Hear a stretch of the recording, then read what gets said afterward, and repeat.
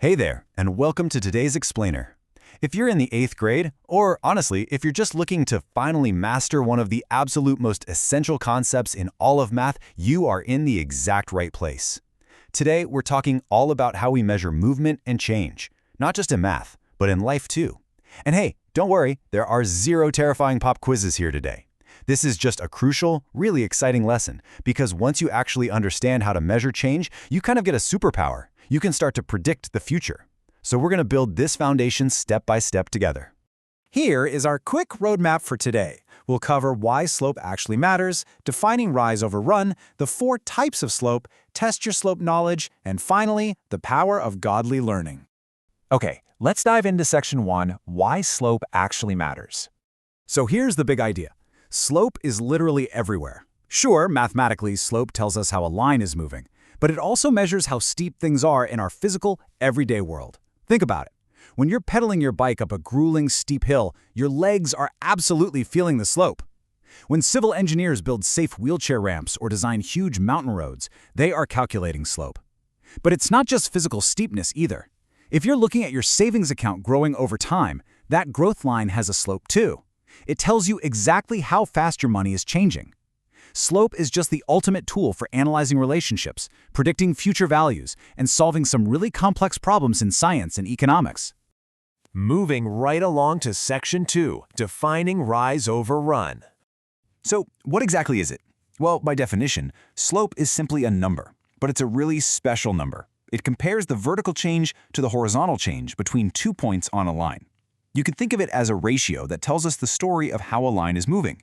It takes 2 critical directions, up and down and left and right, and compares them to give us one perfect measurement of steepness.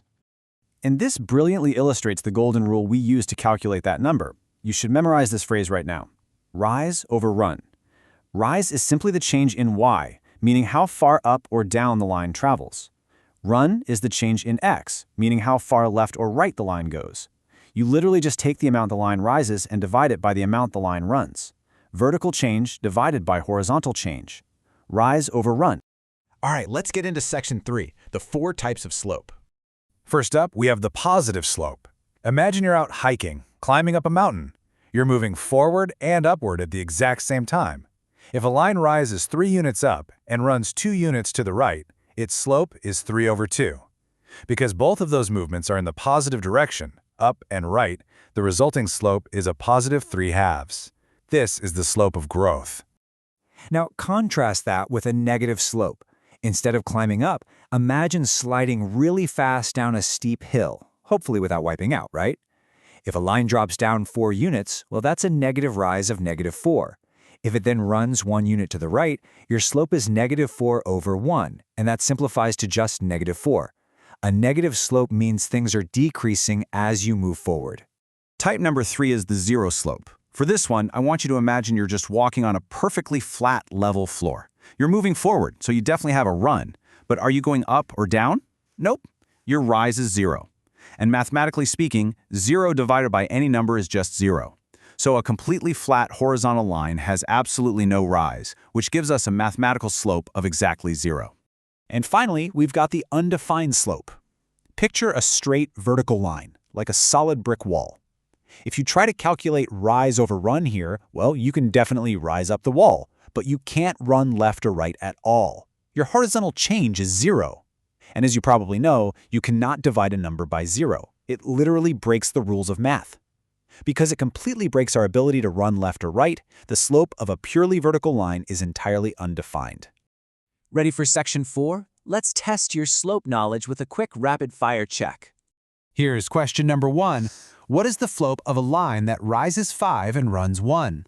Take a quick second.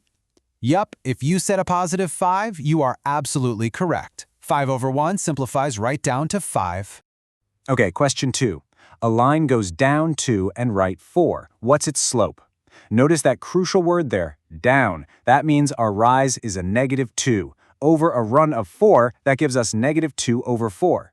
Simplify that fraction down and you get a negative slope of -1/2. Moving on to question 3. What kind of slope does a perfectly flat line have? Think back to that flat floor visualization we just talked about, right? There's no elevation change at all, so the answer is a 0 slope. Let's try question 4. If a line goes up 6 and right 3, what is the slope? Just set up your rise over run fraction. That's 6 over 3. Can you simplify it? Yeah, 6 divided by 3 gives you a slope of positive 2. Great job. And for our final knowledge check, describe a line with an undefined slope. Picture it in your head. Yeah, it's that impossibly steep, completely unwalkable wall. A perfectly straight, vertical line. You totally nailed that section. Which brings us to our final part today, Section 5, the power of godly learning. So we've spent all this time measuring mathematical change and direction, but now let's talk about the direction of your life. When we understand mathematical slope, especially a positive slope, we're looking at a visual representation of growth, right? Upward and forward momentum. And we can actually connect this math lesson to a beautiful spiritual reality. Proverbs chapter 4, verse 18 says, "The path of the righteous is like the morning sun, shining ever brighter till the full light of day." Just like a positive line continuously rises on a graph, our paths in life should constantly rise in wisdom, character, and brightness. So the crucial point here is this. Education is an incredibly powerful tool, but intellect all by itself just isn't enough to guide you. It's really the core philosophy at Hero Smart Academy.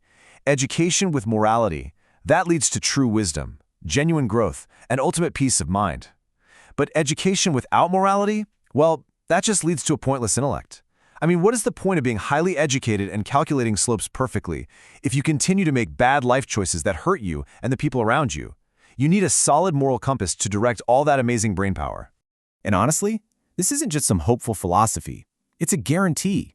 Romans chapter 8, verses 6 and 7 literally promises peace of mind to everyone who keeps their mind spiritual.